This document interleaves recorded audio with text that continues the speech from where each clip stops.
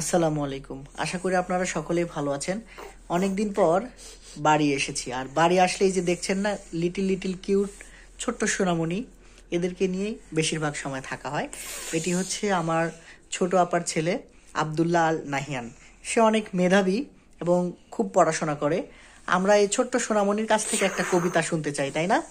তো আমরা এখন এই ছোট্ট সোনামণির কাছ থেকে একটা কবিতা শুনবো।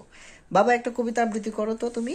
আতা গাছে তোতা পাখি, ডালিম গাছে মৌ, এত ডাকি তবু কথা কও না কেন বউ। থ্যাংক ইউ, তুমি তো অনেক সুন্দর আবৃত্তি করতে পারো। তুমি কি আরেকটা বলতে পারবা? কি? অন্য একটা কবিতা। বাকুম মায়েরা মাথায় দিয়ে টায়রা, বউ সাজবে কালকি, চড়বে সোনার পালকি।